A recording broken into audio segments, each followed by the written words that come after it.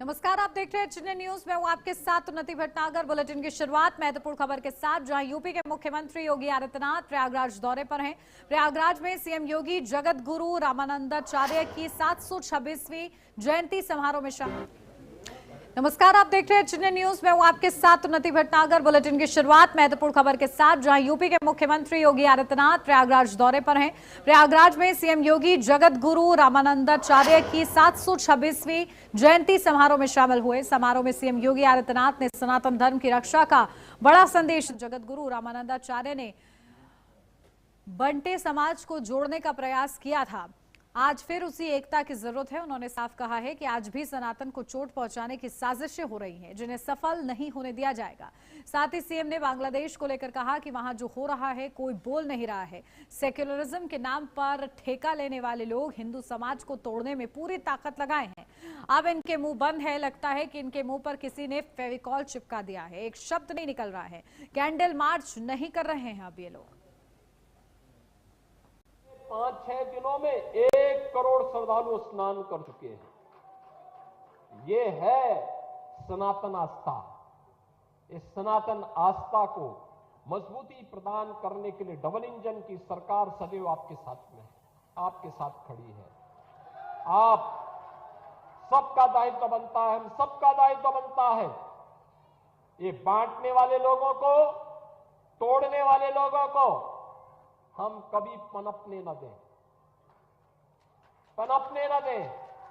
ये कमजोर करने वाले लोगों को किसी भी स्थिति में हमें आगे नहीं बढ़ने देना है। अगर हम सब इस संकल्प के साथ आगे बढ़ेंगे तो आने वाला समय सनातन धर्म का ही है। दुनिया के अंदर सनातन का झंडा जैसे श्री राम जन्मभूमि पर पूरी भव्यता और दिव्यता के साथ फहराया जा रहा है, ऐसे ही पूरी दुनिया के अंदर सनातन का झंडा अपने आप गूंजता हुआ दिखाई देगा। तब कोई बांग्लादेश में किसी निर्दयी हिंदू को, कमजोर और दलित हिंदू को काटने का दुस्साहस नहीं कर पाएगा। बांग्लादेश के अंदर आप देख रहे होंगे, ये जो बांग्लादेश के अंदर हो रहा है, कोई बोल नहीं रहा है। सेकुलरिज्म के नाम पर ठेका लेकर के चलने वाले वे लोग, जिनकी दुकानें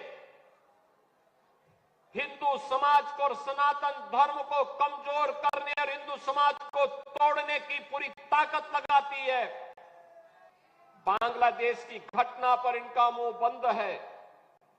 इनके मुंह पे लगता है किसी ने फेविकोल चिपका दिया है। ऐसे लगता है कोई टेप इनके मुंह पे चिपका है।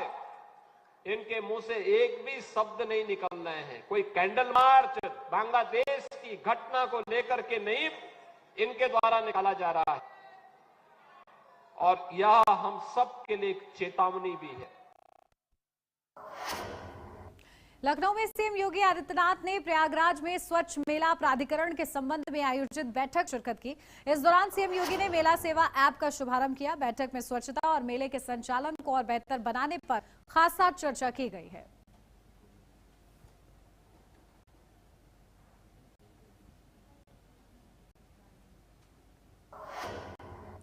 अपर महाधिवक्ता विनोद शाही के बेटे जयंत शाही का दुखद निधन हो गया है। उनका इलाज गुरुग्राम के अस्पताल में चल रहा था। मुख्यमंत्री ने सोशल मीडिया प्लेटफॉर्म एक्स पर पोस्ट कर गहरा शोक व्यक्त किया है और शोक संतप्त परिवार के प्रति संवेदना प्रकट की है।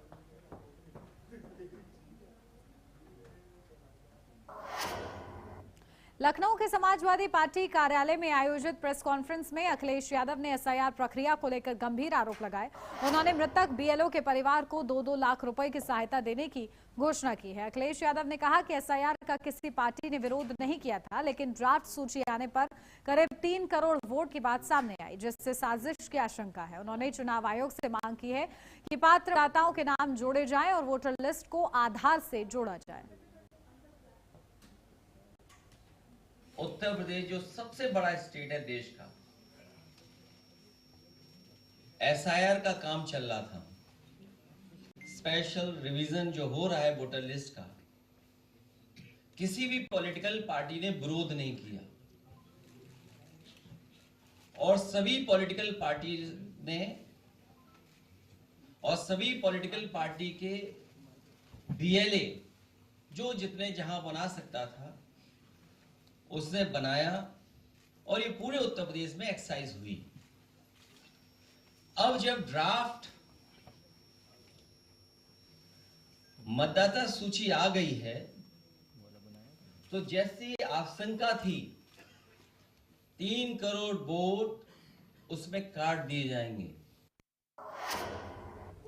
नोएडा मेट्रो रेलवे कॉरपोरेशन का 2026 का कैलेंडर चर्चा का विषय बना हुआ है। दरअसल एमडी लोकेश एम की अनुमति के बिना एग्जीक्यूटिव डायरेक्टर महेंद्र प्रसाद ने अपने जन्मदिन और एमडी के जन्म महीने वाले पेज पर तस्वीरें छपवा दी। कैलेंडर में ऐसी तस्वीरें छपने से एमडी नाराज हुए और उन्होंने तुरंत महेंद्र प्रसाद को ईडी पद से हटा दिया। एनएमआरसी के संबंधित स्टाफ को भी नोटिस जारी किया गया है। आईएमडी ने कैलेंडर की प्रिंटिंग और वितरण पर रोक लगाई और कहा कि सरकारी कैलेंडर में केवल 2026 में होने वाले डेवलपमेंट की तस्वीरें ही होनी चाहिए।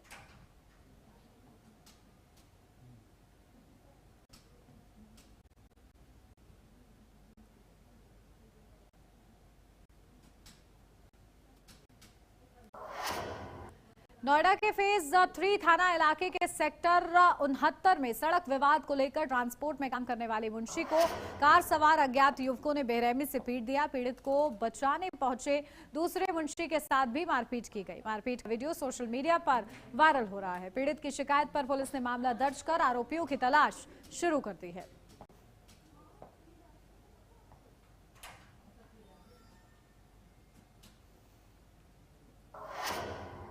डिप्टी सीएम ब्रजेश पाठक कानपुर पहुंचे और जी राम जी योजना को लेकर प्रेस कॉन्फ्रेंस की। उन्होंने कहा कि पिछली सरकारें योजनाओं का सही लाभ नहीं दे पा रही थी और विपक्ष लगातार फेक न्यूज फैला रहा है। मनरेगा में मजदूरों को सिर्फ 100 दिन का रोजगार मिलता था, लेकिन अब 125 दिन का काम मिले। डिप्टी सीएम ने आगे कहा कि मजदूरों और किसानों के हित में यह बिल लाया है।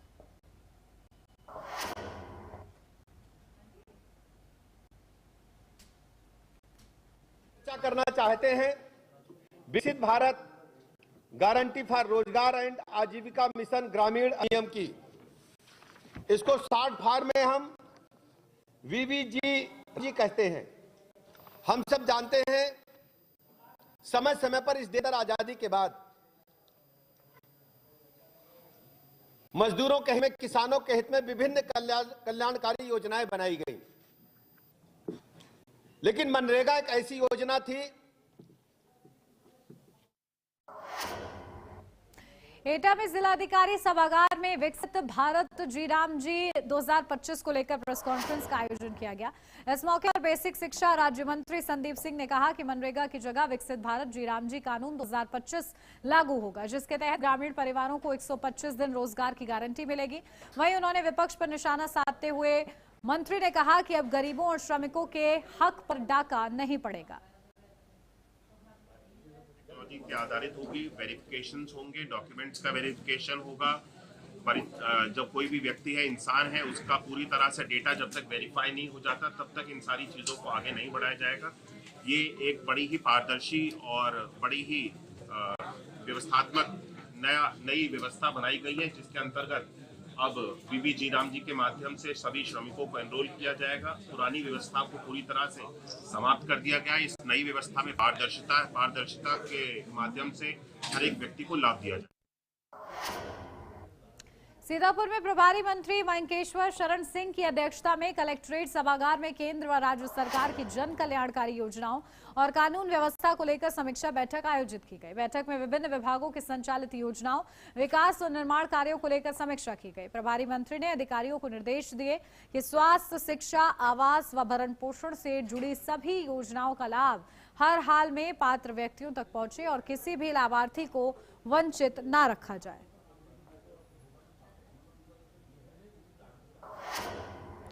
महाराजगंज में एंटी करप्शन टीम ने बड़ी कार्रवाई करते हुए 2019 बैच के एक दरोगा को 50,000 रुपए की रिश्वत लेते रंगे हाथ गिरफ्तार किया है। पीड़ित की शिकायत पर कार्रवाई करते हुए एंटी करप्शन टीम ने आरोपी को गिरफ्तार कर मामले की जांच शुरू कर दी है।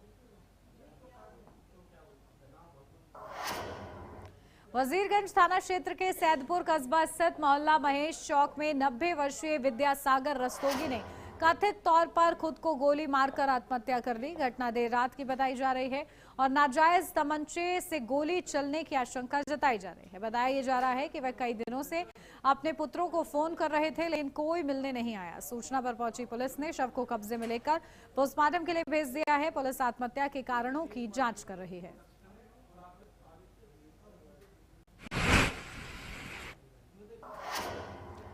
अलीगढ़ में प्रधानमंत्री आवास योजना के नाम पर रिश्वत और ठगी का गंभीर मामला सामने आया है। एक व्यक्ति ने योजना का लाभ दिलाने के बदले 5 से 8 हजार रुपए तक रिश्वत मांगे जाने का आरोप लगाया है। पीड़ित ने इसे संबंध में ऑडियो के साथ उच्च अधिकारियों को लिखित शिकायत दी है। पीड़ित का कहना है कि उससे प्रधानमंत्री आवास योजना के तहत मकान दिलाने का झांसा देकर पैसे मांगे गए। आरोप है कि संबंधित व्यक्ति ने पहले 5 हजार रुपए और बाद में 8 हजार रुपए की मांग की। पीड़ित के अनुसार उसकी मांगी गई रकम दे भी दी, लेकिन उसके बावजूद उसे अब तक आवास का लाभ नहीं मिल सका। जब उसने अपने पैसे वापस मांगने या आवास के बारे में जानकारी लेनी चाहिए तो उसे टालमटोल कर जवाब दिया गया। मामला उजागर होने के बाद प्रशासन में हड़कंप मच गया। परियोजना अधिकारी ने बताया कि शिकायत को गंभीरता से लिया गया है। ऑडियो साक्ष्यों की जांच कराई जा रही है और पूरे प्रकरण की निष्पक्ष जांच की जाएगी। उन्होंने कहा कि यदि जांच में आरोप सही पाए गए तो दोषियों के खिलाफ सख्त कार्रवाई की जाएगी। मामला ये है सर, अजय कुमार एक व्यक्ति है जो टोनेरिया में है इस समय। उसने मुझसे कहा था कि आप मुझे 5,000 रुपये दीजिए और जो मैं आपका मकान जो पास करा दूंगा, आवास योजना वाला, जो ऊपर से जो मकान आते हैं, हाँ, आवास योजना का मकान जो मैं आपका पास करा दूंगा और मेरे लिए 5,000 रुपये दीजिए। मेरे पास जो 50 लोगों की लिस्ट है इस समय, तो मैंने सर इसकी रिकॉर्डिंग की थी। वो रिकॉर्डिंग जो हमारे जो मिलने वाले हैं उनके पास मैंने भेजी थी। उन्होंने कहा था कि ऐसा तो होता नहीं है, 5,000 रुपये जो किससे लिए नहीं जाते इस मकान के मामले में, आपने कैसे 5,000 रुपये दे दिए। मैं सर मेरे पास उसका सबूत है। तो उन्होंने वो रिकॉर्डिंग जो किसी ने जो अखबार की रिपोर्ट के आधार पर जांच के लिए कह दिया गया है, जिसमें कि ईओ और संबंधित एसडीएम जो कि एसडीएम कोल है, एक संयुक्त जांच करके रिपोर्ट उपलब्ध कराएंगे, उसके अनुसार कार्रवाई की। नहीं, ये तो बिल्कुल गलत है, इसीलिए तो उस पर जांच चल रही है। उसमें जांच चल रही है, अगर दोषी पाया जाएगा तो उसके खिलाफ सख्त से सख्त कार्रवाई की जाएगी। खबर कानपुर देहात से है, जहां सड़क सुरक्षा माह के तहत 12 टोल प्लाजा पर वाहन चेकिंग अभियान चलाया गया। एआरटीओ प्रशासन प्रशांत तिवारी और एआरटीओ प्रवर्तन सोमलता यादव की मौजूदगी में वाहन चालकों को यातायात नियमों की जानकारी दी गई। इस दौरान ड्रिंक एंड ड्राइव के 2 मामले सामने आए, जहां ब्रेथ एनालाइजर जांच में दोनों चालक नशे में पाए गए। चालकों ने थोड़ी थोड़ी पीने की बात कही, लेकिन नियमों के तहत उनकी गाड़ियां सीज कर दी गई हैं। साथ ही वाहनों पर रिफ्लेक्टर लगाए गए और सड़क सुरक्षा को लेकर जागरूक किया गया है। आज हम लोगों ने यहाँ पे जो है आरटीओ मैडम आई थी यहाँ पे। आज भी हम लोगों ने जो है गाड़ी को और रोक के यातायात के नियम बताए, पर्चे बांटे, प्लस जो रिफ्लेक्टर लगाए तो भी गाड़ी में भी सब जगह। और ये लगभग एक माह तक चलता रहेगा, ताकि जो है सर्दी में जो है कम से कम उनकी गाड़ी दूसरे को दिखाई दे जाए, इसलिए हम लोगों को लगा रहे हैं रिफ्लेक्टर। क्या संदेश देना चाहेंगे सबसे? सर, सब लोग आराम से चले, धीरे चले, रिफ्लेक्टर के बगैर ना चले। कोहरा ज़्यादा पड़ रहा है, बहुत ध्यान से बगैर पिए चले। राष्ट्रीय सड़क सुरक्षा माह 1 जनवरी 2026 से 31 जनवरी 2026 तक मना रहा है। इसी कड़ी में आज हम लोगों ने 12 जोड़ टोल पर हमारे कानपुर परिक्षेत्र के उप परिवहन आयुक्त महोदय के नेतृत्व में ऐसे वाहनों की चेकिंग की जो यातायात नियमों का पालन नहीं कर रहे हैं। ऐसे वाहनों में हमारा फोकस 2 पहिया वाहनों पे जो बिना हेलमेट के संचालित कर रहे पाए गए या 3 सवारी थे, उनको टारगेट किया गया, क्योंकि जो हमारे आंकड़े हैं वो कहते हैं कि सबसे ज़्यादा घटनाएं 2 पहिया वाहनों के यातायात नियमों के पालन न करने से होती है। मथुरा में पहलवानों के 2 गुटों के बीच सड़क पर जमकर लाठी डंडे चले हैं। मंडी चौराहा स्थित रेस्टोरेंट के सामने करीब आधे घंटे तक यह हंगामा होता रहा। इस दौरान गाड़ियों में तोड़फोड़ भी की गई है। पुलिस के पहुंचते ही आरोपी फरार हो गए हैं। मारपीट का वीडियो सोशल मीडिया पर तेजी से वायरल हो रहा है।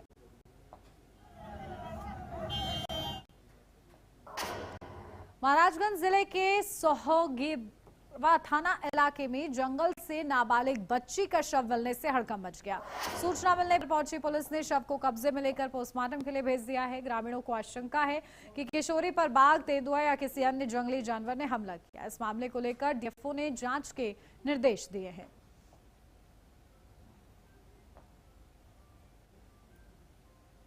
जंगल की तरफ कल दोपहर गुड्डी चौधरी और पुत्री उमेश चौधरी ये किशोरी गई थी। कल शाम से वो गुमशुदा थी, ऐसी रिपोर्ट आ रही है। और आज सुबह अत्यंत दुखद मंतव्य के साथ हमको कहना पड़ रहा है कि उनका शव हमारे जंगल में सुहागी बरवा जंगल के बीट संख्या 55 में कक्ष संख्या 3 में। यूपी के कौशाम्बी जिले में लापता युवक का शव खेत में मिलने से इलाके में हड़कंप मच गया है। स्थानीय लोगों से मिली सूचना पर पहुंची पुलिस ने शव को कब्जे में लेकर पोस्टमार्टम के लिए भेजकर इस पूरे मामले की जांच शुरू कर दी है। तो देखिए, शव मिला है और अब इस पूरे मामले की जांच की जा रही है। और लापता था ये युवक और ऐसे में अब छानबीन शुरू की गई है।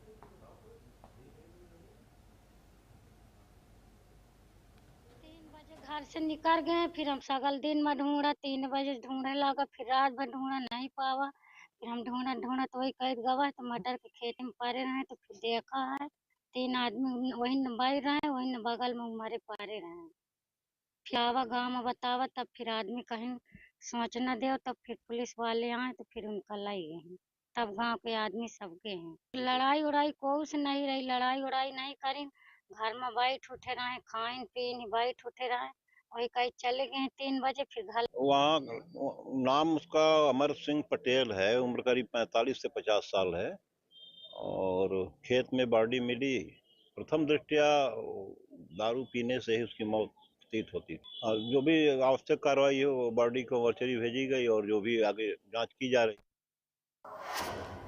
झांसी के सीपरी बाजार में एक हैरान करने वाला वीडियो सामने आया है। वीडियो में कुछ दबंगों को घरों के दरवाजों पर डंडे मारते और लोगों को धमकाते हुए देखा जा सकता है। ये पूरी घटना इलाके के सीसीटीवी कैमरे में कैद हो गई। वीडियो में दिखाई दे रहा है कि हेलमेट पहने एक दबंग हाथ में डंडा लेकर घर के दरवाजे पर वार कर रहा है और मोहल्ले वालों को डराने की कोशिश कर रहा है। इसी दौरान एक स्कूटी सवार व्यक्ति मौके पर पहुंचा और दबंगों का विरोध किया। विरोध करने पर दबंग उससे भिड़ गए और उसे धमकी देते हुए खरी खोटी सुनाई। इस घटना से स्कूटी सवार सहम गया। दबंगों ने आमने सामने 2 घरों में डंडे मारकर लोगों को डराया, जिससे मोहल्ले में दहशत फैल गई। इस पूरी घटना का वीडियो स्थानीय लोगों ने रिकॉर्ड कर सोशल मीडिया पर साझा किया।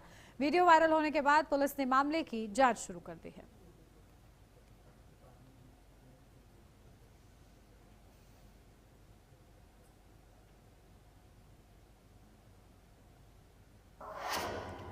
मुजफ्फरनगर में छात्र पर जानलेवा हमले का मामला सामने आया है। बताया जा रहा है कि छात्र ई-रिक्शा पर कोचिंग से घर जा रहा था कि तभी दबंगों ने छात्र पर हमला कर दिया। छात्र का आरोप है कि दबंगों ने बेवजह उसके साथ मारपीट की। छात्र ने लात घूसे व बेल्टों से पीटने का आरोप लगाया है। छात्र के परिजनों ने मामला दर्ज कराया है। पुलिस ने घायल छात्र को मेडिकल के लिए भेजा है। फिलहाल पुलिस मामले की जाँच कर रही है। सर, मैं प्रैक्टिकल नोटबुक लेकर था अपने दोस्त की। मैं ऑटो में आके बैठा, मैं ऑटो वाले को कहने लगा मैं जल्दी चलो, मुझे आज लेट हो गया। मैं कोचिंग में से 3 लड़के आए, उन्होंने आते के साथ ही मेरा एक बड़ा सा लड़का था, उसने आते के साथ ही मेरे मारने लगा इतनी जोर। एक दूसरा था, उसने मेरी गला घोटने लगा। तीसरे ने मुझे नीचे खींचा और तीनों बजाने लगे। फिर पता नहीं मैं क्या राजी, मगर मेरी गलती क्या है, मैंने कुछ बताया नहीं, फिर भी मारे चले। कौन सी क्लास के छात्र हो आप? मैं 12। अंबेडकर नगर में लकड़ी काटने गए बुजुर्ग पर एक नील गाय ने हमला कर दिया। दरअसल नील गाय ने बुजुर्ग को दौड़ा कर पीटा, जिसके बाद उनकी मौत हो गई। ये घटना अहिरौली थाना क्षेत्र के प्रतापपुर चमुरखा गांव की बताई जा रही है।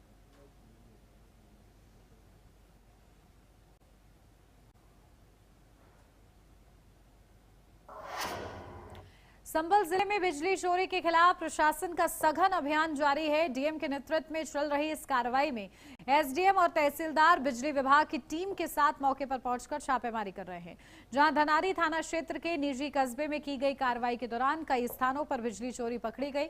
अधिकारियों के मुताबिक अब तक इस अभियान में बिजली चोरी के मामलों से करोड़ों रुपए की वसूली की जा चुकी है। प्रशासन ने साफ किया है कि बिजली चोरी करने वालों के खिलाफ सख्त कार्रवाई जारी रहेगी। छापेमारी से क्षेत्र में हड़कंप मचा हुआ है। कानपुर में नाबालिग के अपहरण और गैंगरेप मामले में फरार आरोपी दरोगा अमित मौर्य पर पुलिस ने 50,000 रुपए का इनाम घोषित कर दिया है। आपको बता दें कि कई गंभीर आरोपों के बाद से आरोपी लगातार फरार चल रहे हैं। पुलिस की कई टीमें संभावित ठिकानों पर दबिश दे रही हैं। अधिकारियों का कहना है कि आरोपी की गिरफ्तारी के लिए मुखबिर को भी सक्रिय किया गया है। मामले को लेकर प्रशासन पर भी दबाव बढ़ गया है। पुलिस का दावा है कि जल्द ही आरोपी को गिरफ्तार कर लिया जाएगा।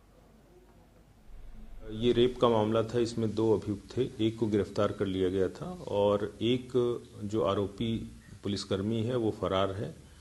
उसकी गिरफ्तारी के लिए हम लोगों ने 4 टीमें बना रखी हैं और वो जहाँ पे उसकी लोकेशन है, जहाँ पे उसकी संभावनाएं हैं, वहाँ पे वो टीमें दबिश दे रही हैं और अभी तक उसको गिरफ्तार नहीं किया जा चुका है और इसमें उस पर 50,000 रुपये का इनाम घोषित किया गया है और हम लोगों का जो प्रयास है उसमें हमें विश्वास है कि हम लोग बहुत जल्दी उसकी गिरफ्तारी कर लेंगे। रामपुर जिले में अवैध खनन के खिलाफ जिला प्रशासन ने कड़ी कार्रवाई की है। तहसील सवार के ग्राम भगवंत नगर में मिट्टी के अवैध खनन के मामले में एक निजी कंपनी पर 3 करोड़ 63 लाख रुपए का जुर्माना लगाया गया है। जांच में 3.32 लाख वर्ग मीटर क्षेत्र में अवैध खनन पाया गया। लापरवाही के आरोप में क्षेत्रीय लेखपाल सचिन सक्सेना और कानून को अजय सागर को निलंबित किया गया है। वहीं 2 ओवरलोड वाहन, 6 डंपर और 2 पोकलेन मशीनें सीज की गई हैं। फिलहाल इस मामले में एफआईआर दर्ज की गई है। देखिए, जनपद रामपुर में एनएच निर्माणाधीन है और उसके लिए मिट्टी आपूर्ति के लिए गावट कंस्ट्रक्शन कंपनी को अनुज्ञप्ति जारी की गई थी। जांच में ये पाया गया है कि उस अनुज्ञप्ति की शर्तों का उनके द्वारा उल्लंघन किया और व्यापक पैमाने पर उन्होंने मिट्टी का अवैध रूप से खनन किया। इसमें ऐसे उपकरण और मशीनरी का भी उपयोग किया जो अनुमन्य नहीं है। इसके साथ ही जिस स्थान पर उसमें क्या क्या बरामद किया गया है? इसमें देखिए 2 पोकलेन और 8 डंपर बरामद किए गए हैं। वो डंपर एक्सटेंडेड बॉडी के थे जो कि परमिटेड नहीं है और इसके साथ ही जो स्थान पर अनुमति जारी हुई थी उसके इतर स्थानों पर। अच्छा सर, ये जुर्माना लगाया गया तो कौन सी कंपनी थी और किस पे जुर्माना लगाया और कुछ लोगों पे भी कार्रवाई की गई इस मामले पर? ये गावट कंस्ट्रक्शन कंपनी है जिनको मिट्टी खनन की अनुमति प्राप्त हुई थी, जिसका दुरुपयोग करने के आधार पर उन्हीं के विरुद्ध एफआईआर भी कराया गया है और कंपनी को पूरी जुर्माना लगाया गया है। इसके साथ ही शिथिल पर्यवेक्षण के आरोप पे जो क्षेत्रीय लेखपाल और कानून पर निलंबन की कार्रवाई। अच्छा सर, उन लोगों के लिए क्या कुछ संदेश रहेगा कि आप जो अवैध तरीके से खनन करते हैं और फिर छुप के बैठ जाते हैं, इस बड़ी कार्रवाई से क्या लगता है सर जिले में कहीं ना कहीं जो खनन कर रहे हैं उसे रोकथाम नजर आएगी? देखिए, इस बड़ी कार्रवाई का आशय भी यही है कि एक स्पष्ट मैसेज जाए जो खनन करता है और जो स्थानीय कर्मचारी है कि अवैध खनन के प्रति 0 टॉलरेंस है और किसी भी दशा में अवैध खनन बर्दाश्त नहीं किया जाएगा। जब भी इस प्रकार के संज्ञान में आएंगे कठोर से कठोर। तो आपने रामपुर जिलाधिकारी को सुना कि क्या कुछ कहा था? जिस तरीके से जो अवैध खनन कर रहे हैं उन पर बड़ी कार्रवाई की है। रामपुर जिलाधिकारी विद्यासागर मिश्र भी हमारे साथ मौजूद है। क्या कुछ कहना रहेगा? अब जिस तरीके से किया जा रहा है वो रोकथाम नजर आएगी बड़ी कार्रवाई के साथ? क्योंकि खनन रोकने के लिए टास्क फोर्स बनी हुई है जिसके द्वारा सीसीटीवी कैमरे से सर्विलांस है और हमारे कंट्रोल रूम के द्वारा भी निगरानी की जा रही है। सभी अधिकारी संयुक्त रूप से लगे हुए हैं, किसी भी प्रकार के अवैध खनन को नहीं होने देंगे। तो लगातार टीम जिस तरीके से काम कर रही है अवैध खनन को रोकने के लिए, अब वो कहीं ना कहीं बड़ी कार्रवाई है, तो इसको ये जो मैसेज है क्या कुछ कहना रहेगा जो अवैध खनन करते नजर आते हैं, इस बड़ी कार्रवाई से हमें क्या लगता है? देखिए, इस संबंध में स्पष्ट है, जिला प्रशासन किसी भी प्रकार की अवैध गतिविधि को नहीं संचालित करेगा और जिनके द्वारा इस तरह के कृत्य किया जाएगा उनके विरुद्ध कठोर कार्रवाई की जाएगी। नजीर आपके सामने। तो ये रामपुर विद्यासागर मिश्र ने जिस तरीके से बताया कि अवैध खनन करने वालों के खिलाफ जो बड़ी कार्रवाई की गई है वो देखने को मिली है। अब जिस तरीके से जनपद रामपुर में जो अवैध खनन करते पाए जाते हैं उनके लिए एक बड़ा मैसेज भी है, क्योंकि जिलाधिकारी का चाबुक जो है अब चल चुका है, वो कहीं ना कहीं बहुत बड़ी कार्रवाई आगे भी इसमें देखने को मिलने वाली है।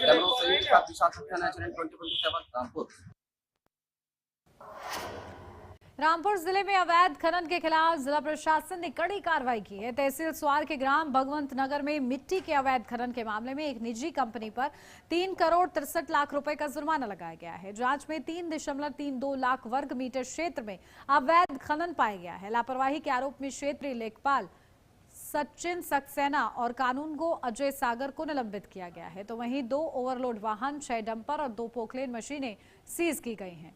तो देखिए पूरा मामला किस तरीके से सामने आया था, अब इस पर भी कार्रवाई हो रही है। और इसी के साथ इस बुलेटिन में बस इतना ही। खबरों का सिलसिला आगे भी जारी रहेगा। बने रहिए एचएनएन न्यूज के साथ।